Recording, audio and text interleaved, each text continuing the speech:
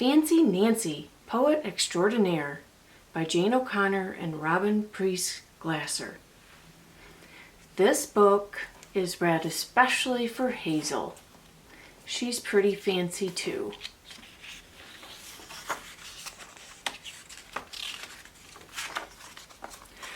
Bonjour, everybody.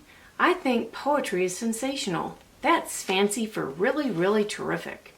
Even the word poetry sounds so beautiful and fancy to me. Every day my teacher, Miss Glass, reads our class a poem. My favorites are the funny ones. We are also writing our own poems. My best friend Bree wrote one about hiccups. You can read it. Bree is very creative, which is fancy for full of imagination. Love, Nancy Clancy. My name rhymes, so I am naturally poetic. A poetry survey. Our class is doing a survey, which means you ask a bunch of people the same questions. What is your favorite poem? And then you write down their answers. Here's my sister's favorite. I asked Miss Glass if nursery rhymes counted as poems, and she said absolutely. My sister's poem, Diddle Diddle Dumpling. Diddle Diddle Dumpling, my son John, went to bed with his stockings on. One shoe off, one shoe on. Diddle Diddle Dumpling, my son John. I took this photo. My sister is pretending she is John. My dad's favorite is Blowin' in the Wind by Bob Dylan. It's a song, and the lyrics, which are the words, also count as poetry. Mrs. Devine, my neighbor, grows all kinds of flowers. Her favorite poem is the very first one she learned when she was a little girl. My neighbor's poem, Dig In by George Shannon. Dig a little, dig a lot. Dig a brand new garden spot. Plant a little, plant a lot. Plant the seeds and bulbs you bought. Wait a little, wait a lot. Wait much longer than you thought. Pick a little, pick a lot. Share the best bouquet you've got. My mom loves poems that tell a story. She read Annabel Lee by Edgar Allan Poe to me. It's about a beautiful princess who has died and the guy who will go on loving her forever. This poem is so sad, it's tragic. Warning, I bet reading this poem will make you cry too. I called my grandpa. He likes limericks. They are funny poems that always have 5 lines that rhyme. This is the one I liked best. My grandpa's poem. A circus performer named Brian once smiled as he rode on a lion. They came back from the ride, but with Brian inside and a smile on the face of the lion. By Anonymous. Anonymous means nobody knows who wrote this. There are lots of fancy words in poetry. Our poet tree. Here's the tree. Today we make a poet tree in our classroom. Get it? Poet tree sounds like poetry. Every paper leaf will have a poem that we composed. To compose something means you wrote it yourself. We're going to read our poems on Family Day. I haven't written mine yet. I want it to be great. Robert was worried his poem was too short, but look what Miss Glass wrote on the back of his leaf. Pizza Pie by Robert. Peter eats a lot of pizza. Robert, I like how your first line puts 2 words together to rhyme with pizza. Did you know that 2 lines of poetry are called a couplet? Here's Bree's poem. Here's what Miss Glass wrote to Bree. Horrible hiccups by Bree. Hic, hic, hiccups. Make my tummy jump in and out. I hold my breath till I turn red. Hic, it didn't work. I hate hiccups. This is what Miss Glass wrote. I hate hiccups too. Your poem makes me think you had hiccups while you were writing it. Miss Glass showed everybody how to make a poem out of our names. You write the letters in a column, and then for each letter you think of a word that describes something about you. Here's Clara's. She was getting over a cold when she wrote it. C, cookie crazy. L, lovable. A, artistic. R, runny nose. A, American. Palace of Poetry. Maybe you already know that Bree and I have a club. We look for insects and other interesting stuff in nature. Now after school, we go to our clubhouse to write poetry. We call it our Palace of Poetry. Poetry is superb. Poetry is glorious. Poetry is lyrical. Inspiration. We don't talk much, but sometimes we put the radio on. Music often gives you inspiration. That's a fancy word for something that helps you get good ideas. Here's what you need. Beautiful soft music. A notebook with a glittery cover is good for inspiration.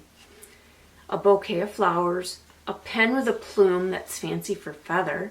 Plenty of refreshments, because it's hard to be creative if you're hungry. Bree wrote this poem today. Now she can make another leaf for the poet tree at school. How come writing poems is so easy for Bree? Fighting with My Brother by Bree. I wasn't ready to read to Freddie or play a game, so he called me a name. I told my mother, she got mad at my brother. Now Freddie was sad and I felt bad. We made up that night. That was the end of the fight. Later I tell my mom, I am stuck. I can't think of anything good to write. Everything sounds stupid. My mom says, take a relaxing bath. Close your eyes and I bet an idea will pop into your head. So that's what I do. I add lots of bubble bath for inspiration. I stay in the bathtub for a long, long time. When I get out, I am very clean and my fingers are all pruny, but I still don't have a good idea for a poem. Writer's block. When I tell Miss Glass about being stuck, she says, oh, that's called writer's block. It happens to everybody. It'll go away. Here's what else we talk about. A poem doesn't have to rhyme, right? That's right. Bree's poem about hiccups doesn't rhyme. So is anything a poem as long as the words are in short lines? No, poems are special. The words have a rhythm and are fun to read aloud. Often a poem makes a picture with words. Are there other rules? Well, some kinds of poems have rules, but a lot of poems don't. That's why writing them is fun. Then Miss Glass says, you are a creative girl. I am sure you will write a wonderful poem. I'm not so sure about that. After school, I want to go straight to the Palace of Poetry, but I can't. We need to find a birthday present and card for my grandfather. There are so many birthday cards, it's hard to choose. Nearly everyone has a poem inside. There are also cards for special people like a best friend or someone who's sick. Suddenly, I get an idea for a poem, an idea that is superb. At home, I sit down with my notebook and my pen with a little plume. Little by little, I get inspiration. And she writes a poem right here. Guess Who by Nancy M. Clancy. Her earrings dingle-dangle. Her hair is never in a tangle. Who can it be? It's Miss Glass. If I have any troubles, they pop like bubbles when I go talk to Miss Glass. I think I am a lucky girl. I have the best teacher in the world. You know who it is. It's Miss Glass. On Family Day, I read my poem. I read with a lot of emotion. That's fancy for feelings. Later, Miss Glass whispers, I'm so flattered. What you wrote, Nancy, it's called an ode. That's a poem that says what is special about someone. An ode? How fancy. Anytime I find a poem I love, I put it in this book I'm making. Favorite Poems of Nancy M. Clancy. I actually don't have a middle name, but I like to add M because it looks fancy. And here's one of her favorite poems, and here's another one. In the Motel by X.J. Kennedy. Bouncing, bouncing on the beds, my brother Bob and I cracked heads. People next door heard the crack, whammed on the wall, so we whammed right back. Dad's razor caused an overload, and wow, did the TV set explode. Someone's car backed fast, and tinkle, in our windshield was a wrinkle. 8 more days on the road, hooray, what a bang-up holiday. think this poem is so funny. I stayed at the City Square Motel once with my family, but we didn't wreck our room. 5 Little Pumpkins by Anonymous. 5 little pumpkins sitting on a gate. The first one said, "Oh my, it's getting late." The second one said, "But we don't care." The third one said, "I see witches in the air." The fourth one said, "Let's run and run and run." The fifth one said, "Get ready for some fun." Then whoosh went the wind, and out went the lights, and 5 little pumpkins rolled out of sight. Picking Berries by Douglas Florian. Picking berries is very fun, very berry merry fun, extraordinary fun, cherry cheery berry fun. This is a tongue twister. Read it out loud. You'll see what I mean. First, Snow by Marie Louise Allen. Snow makes whiteness where it falls. The bushes look like popcorn balls. And places where I always play look like somewhere else today. Pollywog School by Arnold Lobel. Underneath the lily pads, where the mud is cool, many little pollywogs swim their way to school. We go to class each day, said one, and all we do is wiggle. We do not read, we do not write, we only squirm and giggle.